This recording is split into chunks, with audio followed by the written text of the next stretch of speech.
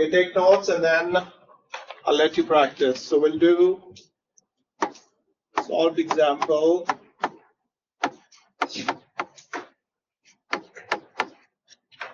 Of first come.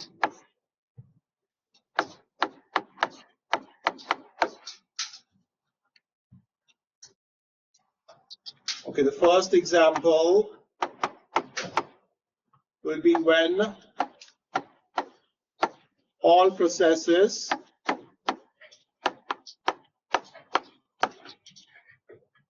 come at the time 0.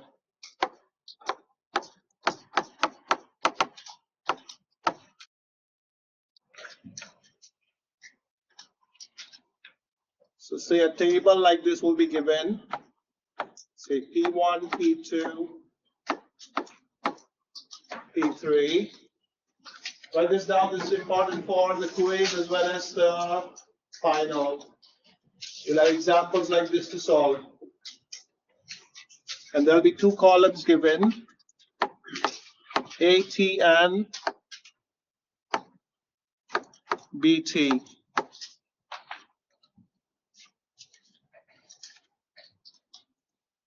What do you think AT stands for? Arrival time. Right down, very good. AT stands for arrival time. And in this example, we are assuming they all arrive at time 0. So all of this should be for this example.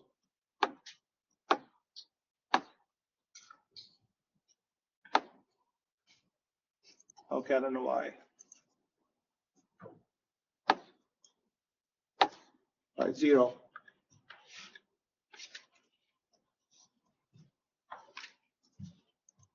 And say BT is 15, 3, and 6.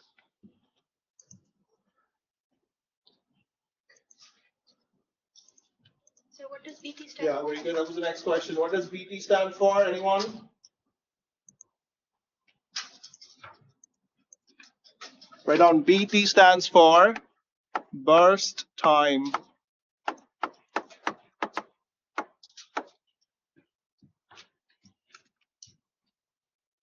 What is this burst time? Yeah, burst time means the time it will take to run the process. Where the burst time is the time to run the entire process. Kind of processing time? Processing time, yeah.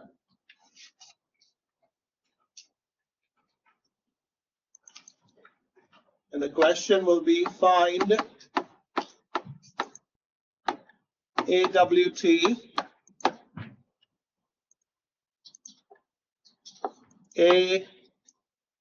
ATR, and EFF. Let me see if it's right. Okay. Let's call this ATT, okay, not ATR, ATT.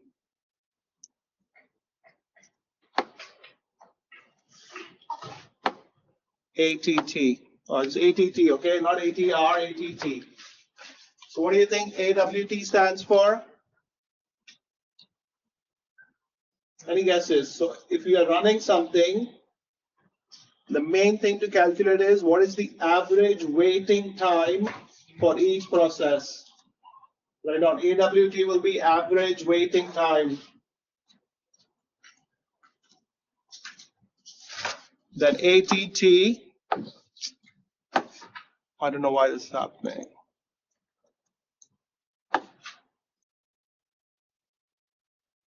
Maybe here.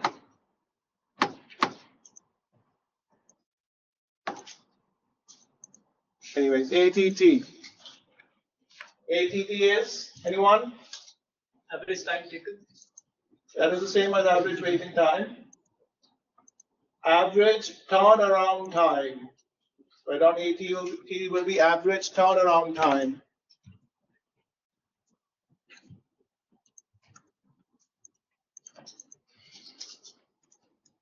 And EFF will be right on the efficiency of the algorithm. How efficient is this algorithm?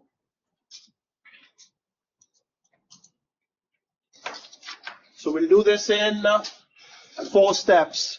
So write down 4 steps to do this.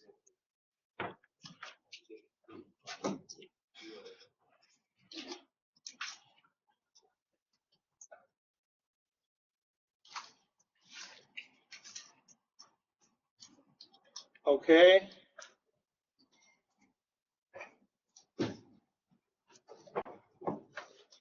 Okay, let's do step 1.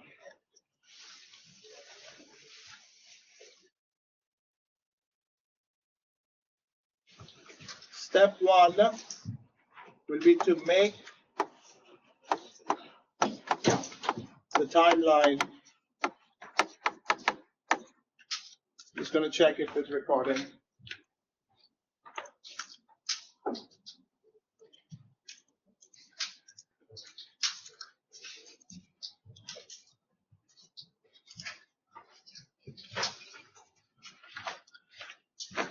Okay, so make the timeline.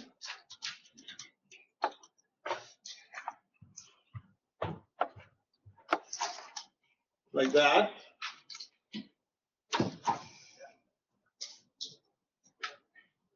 And they all arrive at what time? 0. 0. So for this one, they all are 0. And say P1, P2, P3. This will be better when we do another example at different times, but for now, write down, they all arrive at the same time. This will be step 1. Step 2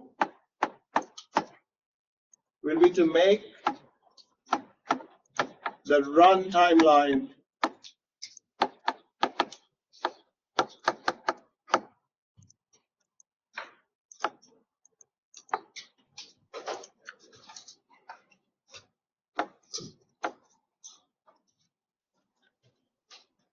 Okay, so say P1 comes in first.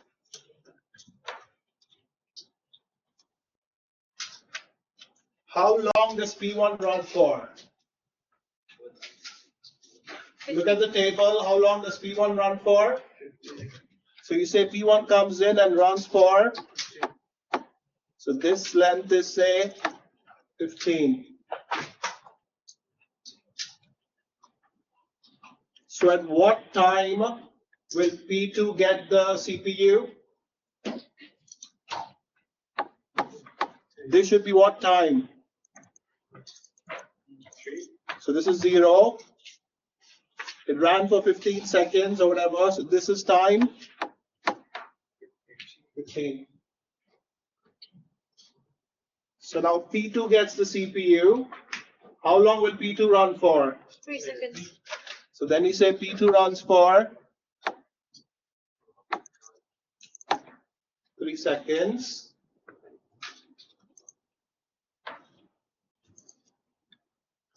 So what should be this time here?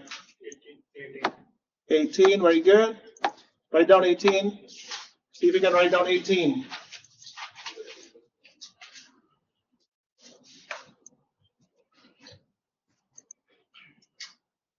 So say this is 18.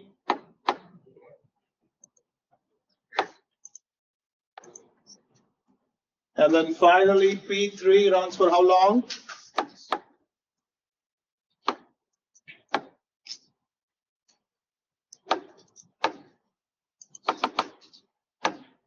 Say P3, write down P3.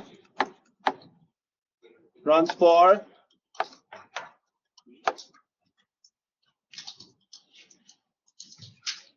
So what should be the final time here?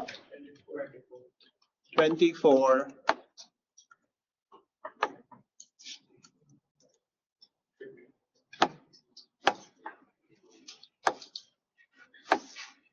All right, 24. So this 24 here is called the total time. Write down this 24 is the total time.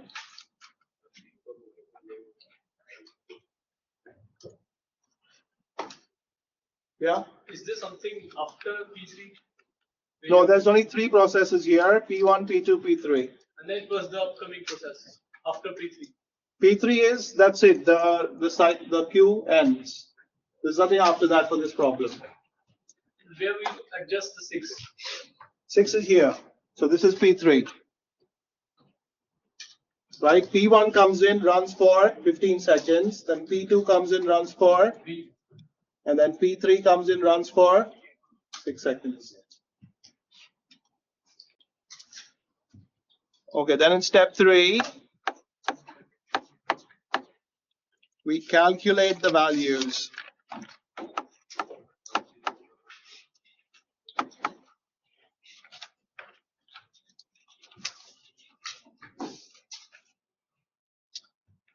Okay, so you make a table like this. It's called processes, arrival time,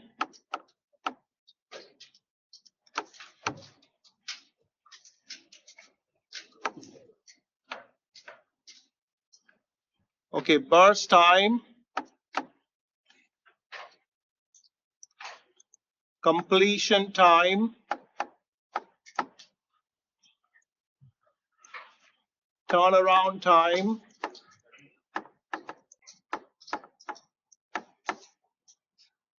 and waiting time.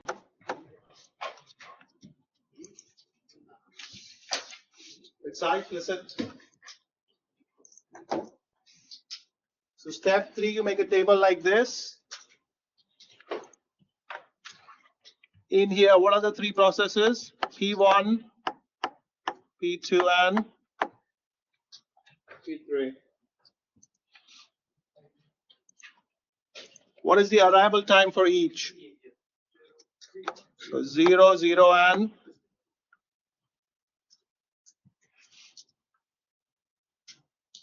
what is the burst time for each? The first one is 3 and 6. 3 and 6.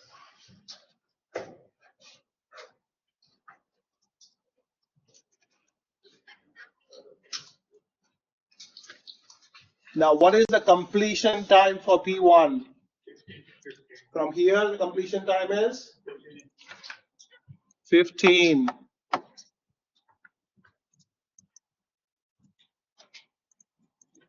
What is the completion time for P2? 18. Very good, 18. And what is the completion time for P3? 24.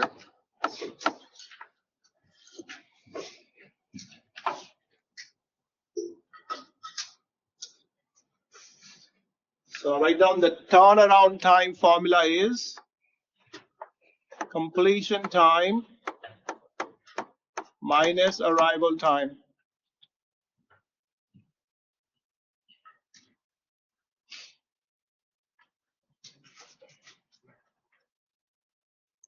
Turnaround time is when they finish minus when they came in.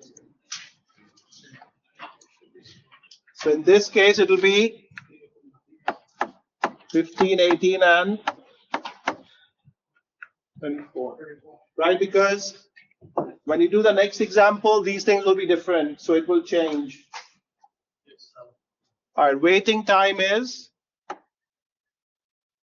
turnaround time minus burst time. Write down waiting time is turnaround time minus burst time.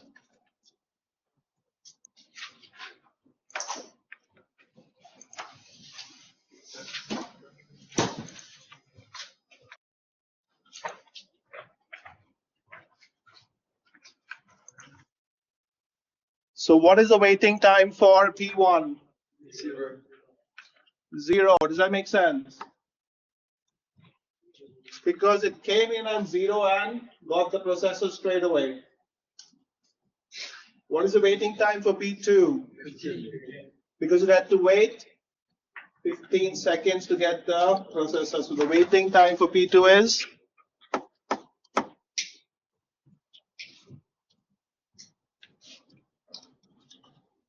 And what is the waiting time for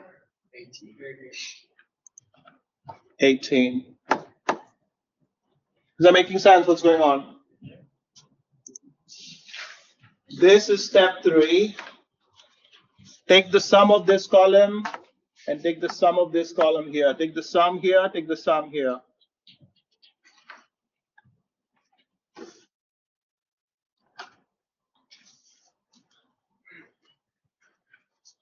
This is a simple algorithm. Next week we'll do 2 complicated ones, but this is just the beginning. Yeah, simple algorithm. What is the sum here? 57? Yeah? 33. And this one is 33. This is step 3. Now step 4.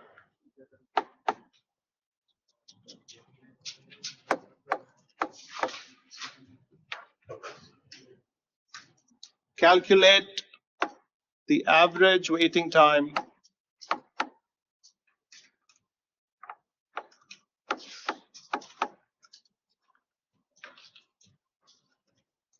What should be the formula for the average waiting time? 0 plus 15 plus 18 divided by 3. So it should be sum of the waiting time divided by 3. So sum of this divided by 3. So how much? 11. So it means on average, the processors have to wait 11 seconds, which is not good. What is the average turnaround time?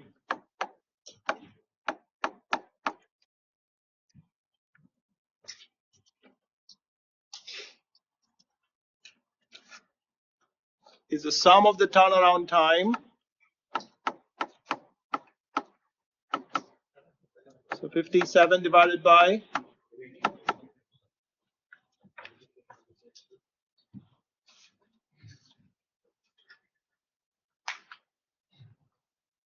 Tell me how much? 19. So around 19 seconds is the turnaround time, which is not good.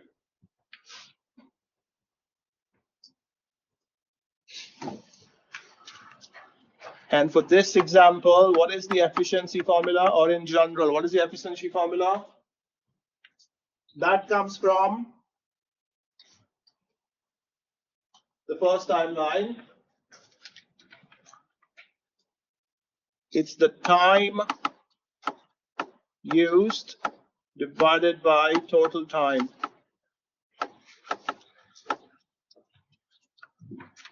Let's see if that's, yeah. So look at this timeline here. Is there any time wasted? So for example, is there any time where the CPU was not running? So in this case, the total time used is how much? 24 seconds. So in this case, it's 24 divided by this one. So it means that this algorithm turned out to be 100% efficient. But for example, if P2 had come at 17 seconds, so for example, if P2 was at 17 seconds, right, then here P2 would start running at 17, because even though this is finished at 15, P2 has not come in as yet. So this would have been wasted time. Does that make sense? For example, let's see an example of that.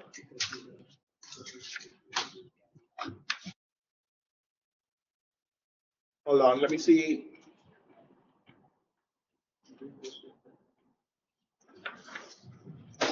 All right, for example, if you say I have P1 at time 0 runs for 10 seconds.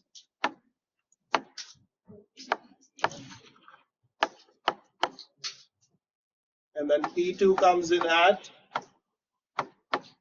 T equal 3, runs for 12 seconds.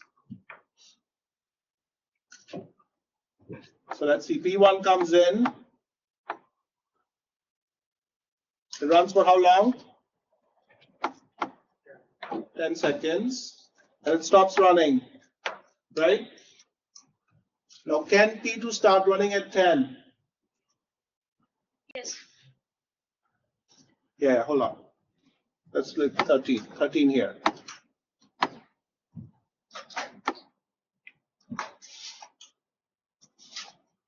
Say P1 comes in at time 0 seconds and it runs for 10 seconds.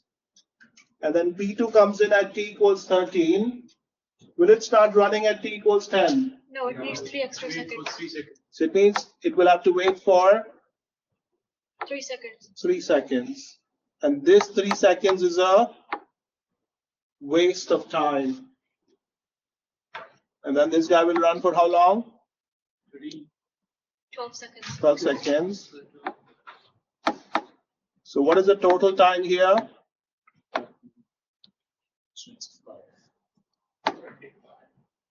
25. Right? So what should be the efficiency of this algorithm or this cycle? What is the total time used? 10 and 12.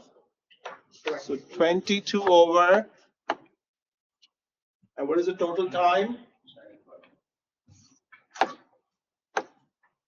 25.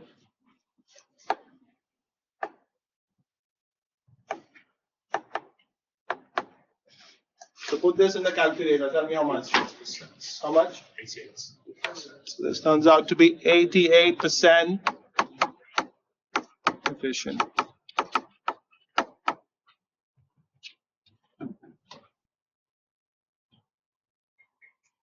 Make sense?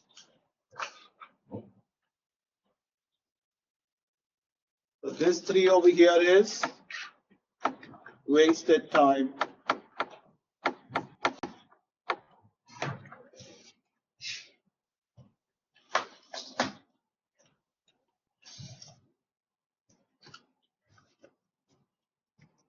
Okay, now try to do one on your own. Let's see if you can do one on your own.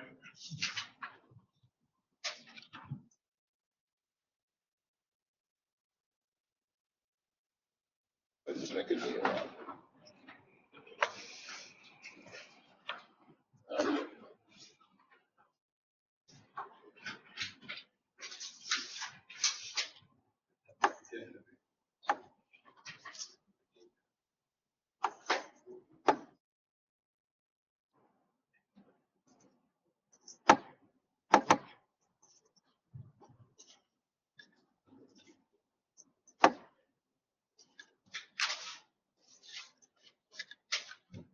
Okay.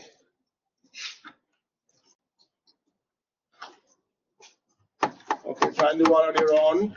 So I give you a table. P1, P2, P3, P4, and P5. And say the arrival time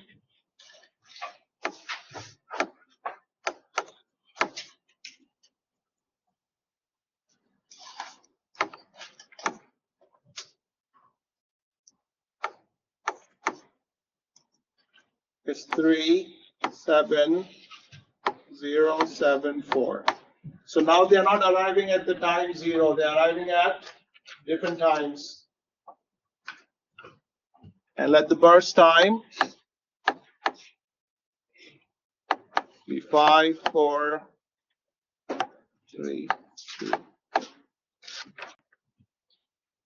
And the question will be calculate the average waiting time, the average turnaround time, and okay, try and do this the same way. 4 steps, see if you can do this.